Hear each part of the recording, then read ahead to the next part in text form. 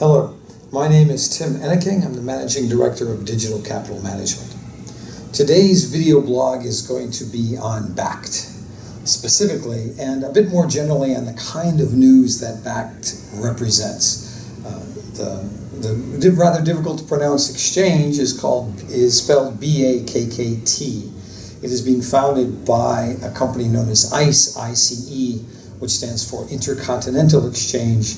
It's a rather remarkable company. It was founded less than 20 years ago in Atlanta, Georgia, and it recently bought the New York Stock Exchange, 2 years ago, bought the New York Stock Exchange for $8.2 billion. It's sort of an interesting transaction because it's the first time in the history of Wall Street that the New York Stock Exchange has not been owned by a New York-based company.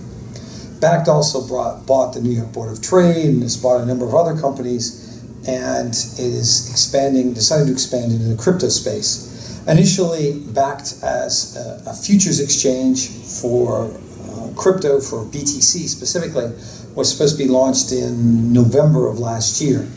Last week it announced that the launch would take place on September 23rd of this year. So it's almost a year late.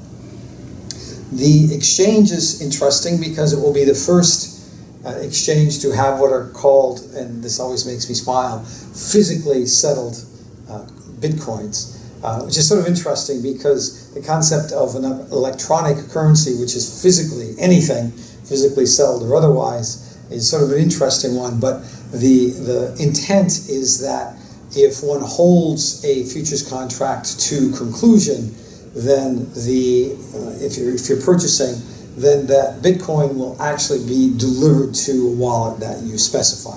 Until now, no organization has been able to jump through the regulatory hurdles.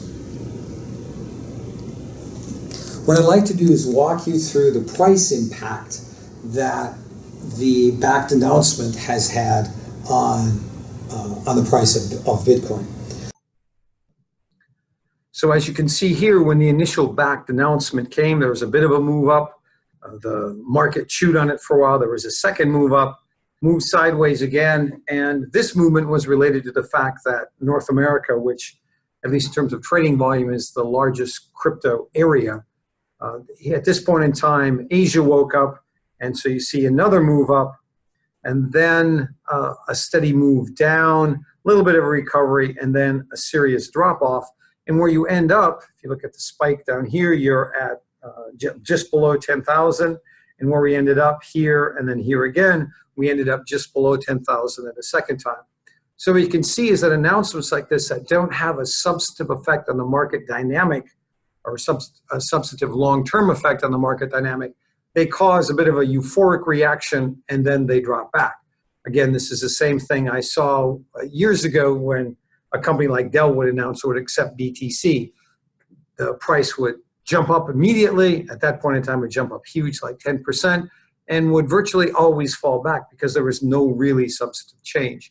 Here on September 23rd, when BAKKT actually starts working, operating, we may see a more durable increase. It won't be in one fell swoop like this. It'll be an angle up, but there may actually be a material change in the market dynamic at that point in time, and that may be more of a long-term nature. Again, my name is Tim Enneking. I'm the Managing Director of Digital Capital Management. Thank you for listening.